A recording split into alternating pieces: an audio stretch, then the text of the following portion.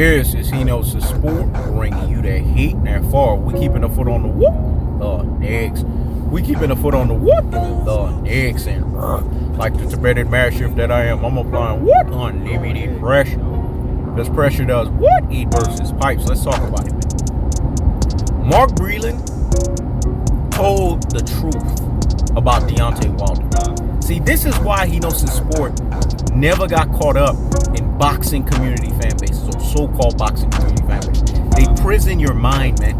They turn you into Rudy Poo and Plum Plum Breaks. They turn you into classic Dolce Troglodytes. They turn you into ultra fanboys with the ultra fanboy rhetoric. They fuck you up, man. They turn you into what we call brain full of mush and brainwashed dodo heads, man. And see, a bunch of dodo heads was blaming Mark Breland. Oh, they should have fired him. This guy told a truth, a visceral truth. And see, this is why Hkhs'S Sport is disappointed in Deontay Wilder. On so many levels, so many facets, so many variations, and so many aspects. I'm quantified, I'm calculated, I'm verified to say this.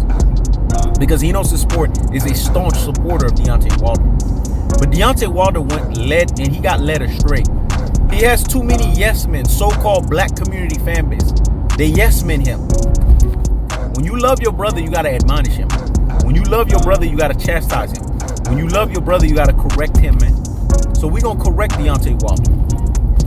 Mark Breland was disrespected by Deontay Wilder because Deontay Wilder was so wrapped up in his head that he had a whole bunch of yes men.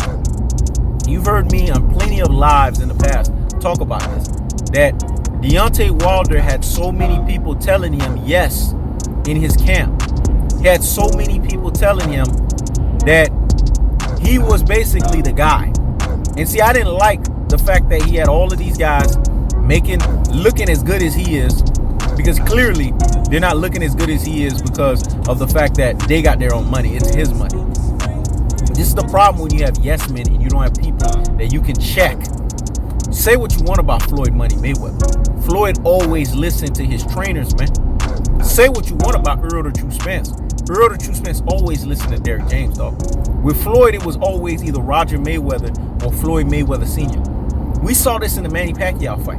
When Floyd was feeling himself and Floyd Sr. had to get his attention, he said, yes, sir, yes, sir. It don't matter how great you are, man. You always got to listen to your coach. This was evident in basketball with Michael Jordan and Phil Jackson, right? Evident in basketball with Kobe Bryant and freaking Phil Jackson. Evident with Tom Brady and Bill Belichick. Now Tom Brady and who? Bruce Arians or Arians. You always got to listen to the coach, dog, because they trying to tell you stuff for your betterment. They trying to help you.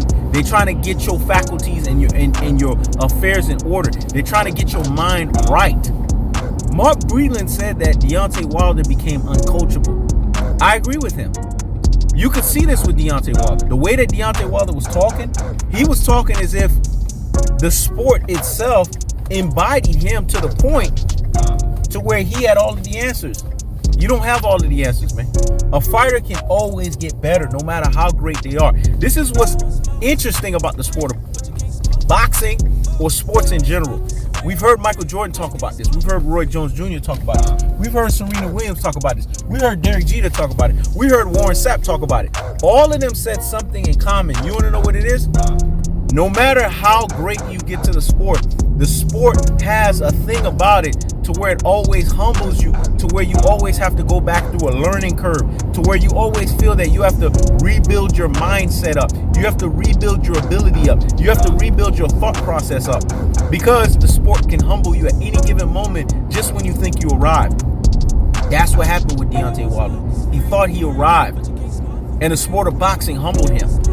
Because Deontay Wilder, as great as he is from an athletic standpoint, as great as he is from an explosive standpoint, and as great as he is from having the thudding power, right, of the commitment left power hand, right, and the super commitment right power hand, Deontay Wilder had a fundamental issue. And you want to know what that fundamental issue that Deontay Wilder had? Deontay Wilder started feeling himself too much. And see, here's the problem when you start feeling yourself too much. You get left behind, man. Feeling yourself too much gets you exposed. Feeling yourself too much gets you done the fuck up. Mark Breland was the only professional in that camp. Jay Diaz got to the point to where he became an ultimate yes man for Deontay Wilder. You can't be like that as a trainer. As a trainer, you got to always tell a fighter what they need to improve on. I'm not saying that Jay Diaz is not a great trainer, because Deontay Wilder didn't get to where he was at without Jay Diaz. So we're not going to sit here and criticize Jay Diaz. What we're going to say is tell the truth here. See, we don't get into the negativity of tearing people down. We get into what's called cold-hearted, unadulterated, and cutthroat truth teller fashion. We tell the truth, man, over here, because Hkhs'S Sport is the ultimate truth teller on YouTube. Jay Diaz got to the point to where he wasn't chastising Deontay Wilder to help him improve and get better. And see, that cost him. Deontay Wilder got to a point to where his trainer wasn't yelling at him and chiding him. If I would have saw footage that Deontay Wilder was eating fucking soul food, I would have been on his fucking ass. Really? Soul food? You training for a fight? This is prize fighting, man. This is boxing. This is all about conditioning. This is all about getting your body in a fair, man. Deontay Wilder has to blame himself, because Deontay Wilder didn't hold himself accountable. But he also took a pay to lose via Glovegate, because Deontay Wilder needed the money. Deontay Wilder did so many bad things here, it's not even funny. Floyd Mayweather would have never took a pay to lose, dog. Andre Ward would have never took a pay to lose. Earl the True Spence would have never took a pay to lose, dog. They never will take it, because they understand when you are that black fighter and you take a pay to lose, you are forever screwed, man. Let me say it again. When you are that black fighter and you take a pay to lose, you are forever screwed. It's forever etched and sewn that this is what you have to deal with on your boxing resume. This is not always the same case. Well, now we're going to say always. This is not the same case when you're dealing with white fighters, when you're dealing with Hispanic fighters, when you're dealing with fighters from across the pond, UK fighters. They don't get this same level of, have your cake and want to eat it too, like it is with black fighters. Black fighters get treated like they are shit once they lose. This is why losing is frowned upon when it comes to black fighters, especially when you get to that level. So this whole nonsense about Floyd messed the code up, about, you can't take a L, you can't take a loss. No, you can't take a loss. Floyd was making that evident because he understands that taking an L as a black fighter has more detrimental causation than you taking an L as any other race of a fighter. Deontay Wilder should have noticed. But Deontay Wilder in a calendar year never made $47 million. So I get it.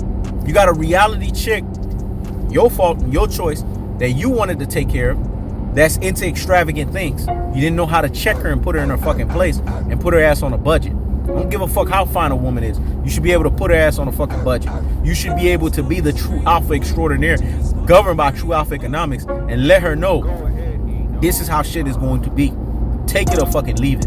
And if you leave it, that's fine. There'll be another motherfucker in your place that's going to take it. But it's going to be based on what's going on over here. I'm not saying you can't take care of your woman. I'm not saying that you can't give your woman finances. I'm not saying that you can't shower your woman with things. But your woman got to understand that her ass got to be on a fucking budget. The budget that you outline. This is what being a man is all about. This is what being a leader is all about. Clearly, Deontay Wilder wasn't leading his affair in the house, because he had to take a pay to lose via Glovegate. And I'm ashamed that he did this. But going back to what we were talking about with Mark Breland. Mark Breland told the truth. He told the underlying truth. This is why Hkhs'S Sport could say, and a prediction king strikes again, and a prediction king strikes again. Look at this.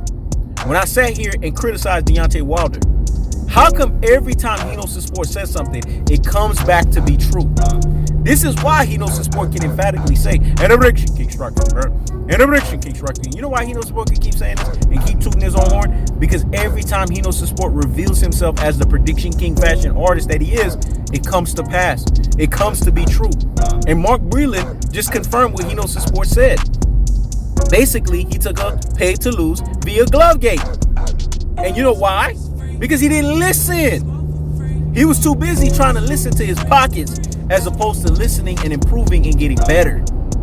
So what's not cold-hearted about that? What's not unadulterated about that? And what's not the cutthroat truth teller fashion that's associated with that? See, black community fan bases, man, so-called, they want to get on Earl the True Spence on every fucking whim. They want to get on Floyd Money Mayweather every fucking whim. They even want to get on the Charlo brothers on every fucking whim. They want to get on Gervonta Tank Davis in every fucking whim. Pick and choose here, motherfuckers. But when it comes to Devin Haney, because they getting interviews from Devin Haney, they ain't got shit to say about him. When it comes to Deontay Wilder, because they getting interviews off of Deontay Wilder, they ain't got shit to say on him. Keep that same energy, dog. Let me say it again. Keep that same energy, dog. If you gonna criticize Floyd Money Mayweather, you gonna criticize Earl the True Spence, you gonna criticize Gervonta Tank Davis, you gonna criticize the Charlo brothers, you better damn sure better bet that you better criticize Deontay Wilder and you better criticize Devin Haney. Because that's what your brother does. When your brother loves you, he admonishes you, man. He corrects you. He chastises you, dog. And he ethers and he murks you when you all out of wax and all out of sorts. Isn't Hkhs'S Sport displaying love? Because that's what the good book tells us. When you love your brother, you go to them with correction. And that's what I'm doing. I'm going in correction with Deontay Wilder. You fucked up, man. You took a pay to lose. I'm disappointed in you, though. Via Glovegate. I get it. You wanted a check, but you sold your soul for that damn check. And this loss, no matter how much you catch a body, no matter how much you vindicate yourself, you will forever, ever have on your loss that a crack fiend, crack addict knocked you out, man, via Glovegate. You can't unwrite that shit, dog. That's what happens when you're a black fighter. There's certain things that you can't fucking unwrite. But Mark Breland told the truth. If you start to become uncoachable, especially in boxing, a sport that you cannot afford to not become uncoachable, shit like this happens, man. So Deontay Wilder, you ain't got nobody but to blame but your fucking rabbit ass self, man. And Mark Breland told the truth. And this is why Hkhs'S Sport could sit here and say, and a prediction, King strikes again. And a prediction, King strikes again. That the truth will always have its day, dog. And the truth will set you free. This is why Hkhs'S Sport falls himself under the truth. Because he knows that the truth always has its day. The truth will always set you free. And the truth will always reveal itself. And what did the truth reveal itself? It revealed itself in a fashion as simple as this. That Deontay Wilder was the culprit of why he lost. Not Mark Breland, not Jay Diaz, not anybody else, but Deontay Wilder. And didn't Hkhs'S Sport tell you that? And a prediction, King strikes again. And a prediction, King strikes again. So when it's all said and done, who's at fault here? Is it Deontay Wilder? Or is it Mark Breland? Is it Deontay Wilder? Or is it Jay Diaz? Or is it Deontay Wilder? The truth of the fact of the matter is Deontay Wilder fucked up. So-called black community fan bases, if you keep in that same energy, you are going to admit this. Deontay Wilder is the problem here, man. And Deontay Wilder now needs to become the solution to his own problem. That's the cold-hearted. That's the unadulterated. That's the cutthroat truth-teller fashion. I keeps the foot on the what? On the next. I keeps the foot on the what? On the next. This is Hkhs'S Sport. Checking out.